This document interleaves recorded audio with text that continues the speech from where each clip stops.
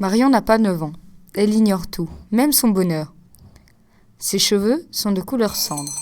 Ses yeux, verts et marrons. Son rire, vibrant et rapide. Un roulement gai qui donne de la joie.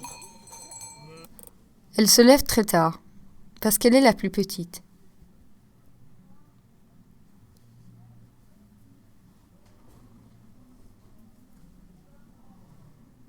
Et quand le matin, elle a mis son chapeau large et son fichu,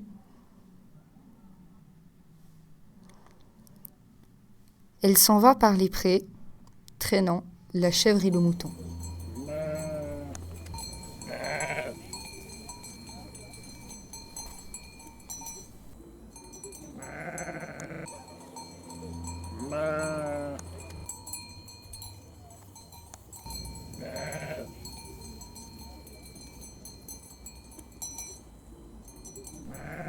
La chèvre a des caprices et le mouton de même.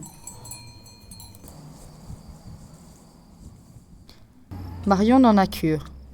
Elle ôte son chapeau,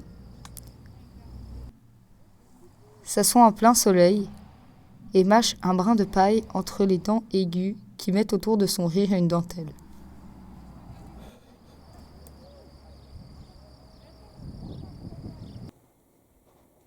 Le soir, dans la cuisine, appuyée contre la table où elle pose son livre, Marion chante d'une voix toute petite, comme une note d'harmonica, un cantique monotone.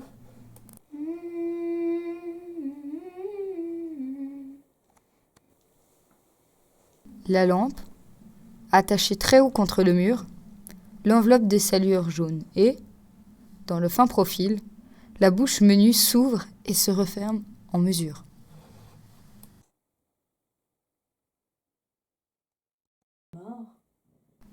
Le chat blanc saute sur la table pour voler le beurre ou barboter dans le lait.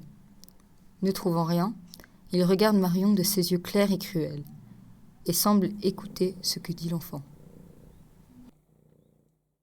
La mélopée continue. La bise descend de la forêt. Dans les noyers, les hiboux s'appellent en redisant la plainte de chaque soir. Marion, tu grandiras, le chat deviendra vieux, les hiboux ne sont pas éternels et les noyers périront. La grande forêt elle-même ne sera plus un jour qu'un amas de cailloux. Mais l'impérissable poésie qui se dégage des choses et des heures demeurera. Ce sera, pour d'autres, éternellement rajeuni. Une joie et une douceur pareilles que de voir une autre enfant, tranquille et charmante, Mariette ou Marion, dans la cuisine couleur d'ambre, chantant un cantique ancien à la tombée de la nuit.